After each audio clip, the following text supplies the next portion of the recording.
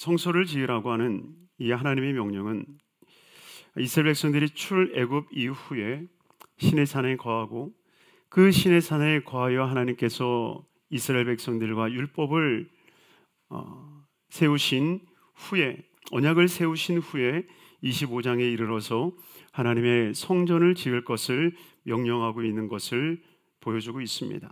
이스라엘 백성들이 광야에서 하나님 앞에 불평할 때 뭐라고 불평하던가요? 애굽에서는 그래도 고기 먹었다. 애굽에서는 우리가 하고 싶은 거 했다. 광야는 결코 넉넉한 곳이 결단코 아니었음을 압니다. 그러나 그러한 어려운 상황 가운데 왜 하나님께서 이스라엘 백성들을 향하여서 성막을 지으라고 말씀하고 있는가? 첫째로는 성막은 주님이 거하는 곳이다 라고 우리에게 말씀하고 있는데요, 1절 말씀에 이렇게 고백하고 있습니다. 같이 읽겠습니다. 야훼께서 모세에게 말씀하여 이르시되, 성막을 지으라고 하는 말씀이 32장에 이르기까지 계속 이어지고 있는데, 그 말씀 속에 야훼께서 이르시되, 야훼께서 이르시되, 그 말씀이 7번 반복하여 이루어지는 것을 보게 되어질 때에 단순히 우연적인 것이 아니라 하나님의 말씀의 완전함을 통해서 하나님의 성막을 이루는 7번의 말씀을 통하여서 완전한 성소를 지으려 하셨던 하나님의 마음을 우리가 읽을 수가 있습니다. 바로 그러한 말씀 속에 우리에게 명령하는 것은 8절에 내가 그들 중에 거할 성소를 그들이 나를 위하여 짓되, 내가 거할 성소를 지어라. 하나님이 머물 성소를 지으라라고 말씀을 하고 있습니다. 왜 하나님께서 이스라엘 백성들에게 내가 거할 처소를 지으라고 말씀을 하겠습니까? 매일 함께하고 싶어서 결혼을 하게 되어지듯이 하나님이 이스라엘 백성들에게도 동일하게 이야기하고 있는 거예요. 출애굽하여 광야길을 갈 때에 주님이 그들에게 말하는 거예요. 이제는 내가 너희 가운데 거해야겠다. 여러분, 아담에게도 종종 만나셨어요. 아브라함에게도 종종 만나셨어요. 때로는 성경을 보면 그 종종 만나는 기간이 1년일 때도 있었고요, 2년일 때도 있었고요, 성경은 자주 나오는 것 같지만 10년일 때도 있습니다. 이스라엘 백성들이 광야 생활 앞에 주님이 말씀하시는 거예요. 이제는 내가 너희와 항상 함께 있어야 되겠다. 그러니 성막을 짓는다라고 하는 것은요, 다른 것이 아닙니다. 하나님이 우리를 향해서 프로포즈하는 것이고, 이제는 신혼집을 차려서 함께 살자라고 얘기를 하는 거예요. 광야는 이스라엘 백성들에게 있어서의 신혼여행이고, 그리고 성막은 그 신혼여행 끝자락에 하나님이 주시는 신혼집임을 우리는 깨달아야 됩니다. 그러게 두 번째로 성막은 사랑의 보금자리임을 우리는 깨달아야 됩니다. 불렀던 저 푸른 초원 위에 그림 같은 집을 짓고 사랑하는 우리님과 한평생 살고 싶어. 여러분이 연애할 때는 정말 만나면 좋은 거예요. 그래서 자주 만나게 되어지기도 하죠. 관심이 애정이 되고 애정이 사랑이 되는데 그 여정 속에 때로는 사랑이 식고 애정이 식을 때가 있습니다. 더스틴 호프만의 졸업이라고 하는 영화가 있습니다. 굉장히 유명한 작품이죠. 그를 스타덤에 오르게 했던 영화이기도 하고, 마이클 니콜스라고 하는 그 영화 감독이 카메라 기법을 통해서 막 달려가고 있는데, 달려가고 있지만 앞으로 가지 않고 점점 뒤로 가는 것처럼 느껴지게 하는 70년대 영화 작품이지만 굉장히 많은 사람들에게 그 유명한 작품으로 남겨진 영화입니다. 근데 그 영화의 가장 유명한 작품이 뭐냐면 신부가 결혼식장에서 뛰쳐나오는 장면입니다. 드레스를 입고 뛰쳐나오는 거예요.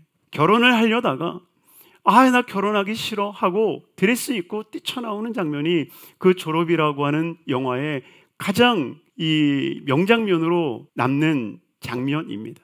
사람이라고 하는 것은 어쩌면 애정과 사랑이 깊어지다가도 그 사랑이 식고 그 사랑에서 도망치는 일들이 있을 때가 있습니다. 여러분, 하나님과 만나자마자 하나님과 결혼한다 생각하지 않기를 바랍니다. 여러분, 왜 하나님이 우리를 구원하자마자 저 천국으로 데려가지 않고 왜 이 땅에 머물게 하신다고 생각하십니까? 마치 이것은 우리가 이 땅에 사는 동안에 하나님께서 우리와 연애를 하는 것과 같은 거예요. 그리고 그 연애를 통하여서 이제 너 나랑 결혼하지 않을래? 하고 하나님 나라로 초청하시는 거예요. 여러분, 그러한 과정이 없이 어찌 하나님 나라에서 영원히 주님과 함께 살 수 있겠습니까? 이스라엘 백성들을 향하여서도 주님이 출애굽을 하고 이제 내가 너와 함께 신방을 차리고 너와 함께 하고 싶다, 나랑 결혼해 줄래? 주님이 초청하고 있는 거예요.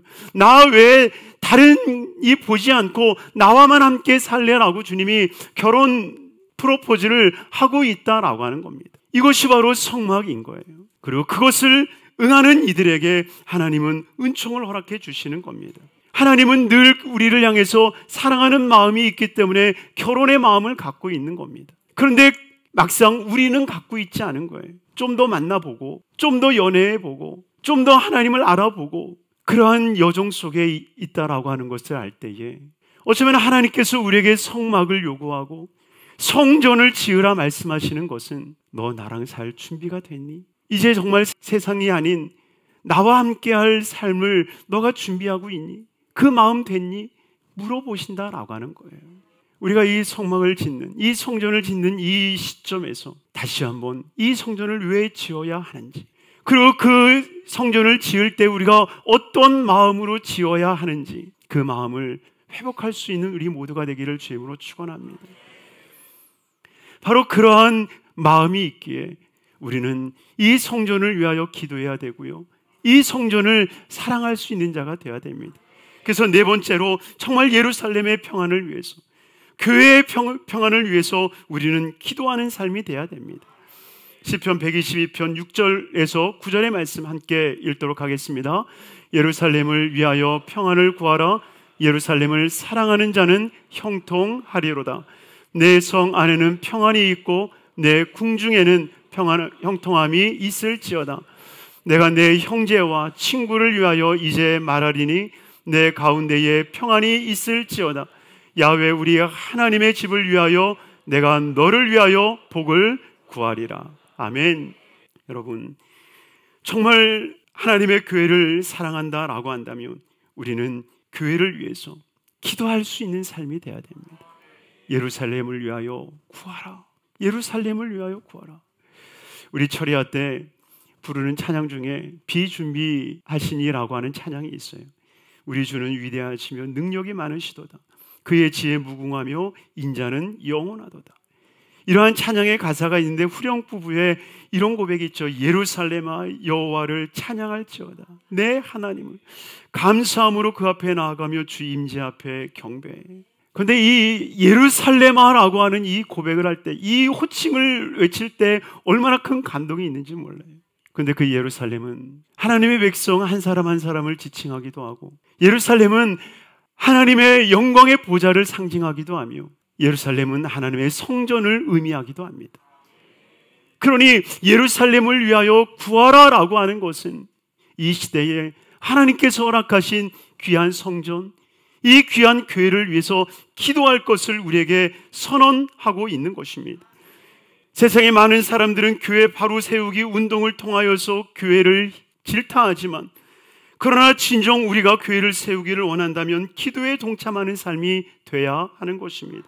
왜냐하면 교회만이 예수 그리스도의 생명의 통로가 되며 예수 그리스도의 은혜의 방주이기 때문입니다. 그러기에 정말 교회의 평안을 위해서 기도할 수 있는, 하나님의 성전 건축을 위하여 기도할 수 있는 우리 귀한 성도님들이 되기를 주임으로 축원합니다. 나아가서 다섯 번째로 예루살렘을 사랑할 수 있어야 됩니다. 여러분, 원수를 사랑할 수 있는 방법은 한 가지예요. 원수를 위해서 기도해 보시기를 바랍니다. 어떤 기도든지 좋습니다. 그 사람을 위해서 기도하면 그 사람을 사랑할 수밖에 없는 겁니다. 이것이 바로 기도의 능력입니다. 기도하면 사랑하게 되어지고, 사랑하면 기도하게 되어져요. 여러분들의 가정을 사랑합니까? 기도하시길 바랍니다. 여러분들의 자녀를 사랑합니까? 기도하시길 바랍니다. 교회를 사랑하십니까? 기도하시길 바랍니다.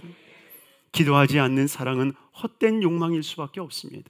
그 사랑의 완성을 이루어낼 수 있는 것, 이것이 기도의 힘이요 은혜인 줄 믿습니다. 내 성 안에는 평안이 있고 내 궁중에는 형통함이 있을지어다. 교회의 평안이 있고 바로 교회의 형통함이 있다라는 것을 우리가 깨달아야 됩니다. 그러기에 마지막 여섯 번째로 교회를 사랑하는 자에게 복을 주실 것을 주님이 약속하고 있는데 시편 120편 9절 말씀하십니다. 같이 읽습니다. 야훼 우리 하나님의 집을 위하여 내가 너희를 위하여 복을 구하리로다. 아멘. 야훼 우리 하나님의 집을 위하여 내가 너를 위하여 복을 구하리로다. 놀라운 축복을 우리에게 주실 것을 말씀하십니다. 왜요? 하나님의 집을 위하여. 하나님의 집을 위하여. 오늘 본문을 통하여서 7가지의 성물을 이야기를 합니다. 7가지. 그 7가지의 성물을 이야기를 하면서 하나님 앞에 드리라라고 말씀하고 있는데, 하나님이 주신 것이 있기에 하나님 앞에 내어드릴 수 있는 것, 다른 말로 하면 하나님께서 하나님의 성전을 위하여 우리에게 복을 주신다는 거예요. 우리가 복을 받는 그 이유는 하나님의 성전을 위한 것이고, 하나님께서 우리에게 복을 주실 때에는 우리가 하나님의 성전을 돌볼 수 있는 삶이 돼야 한다는 것입니다. 또한 하나님 앞에 복을 받았기에 하나님의 성전을 돌볼 수 있는 거룩한 삶이 되기를 주님의 이름으로 축원합니다. 이것이 하나님께서 우리를 향한 거룩한 은혜임을 기억하시고, 진정 하나님의 성막을 짓는, 성전을 짓는, 하나님의 교회를 세우는 이 일이 진정 하나님과의 거룩한 신방을 차리는 그 은혜임을 깨닫고 진정 아름답고 복된 하나님과의 동행을 시작하는 우리 모두가 되기를 주님의 이름으로 축원합니다.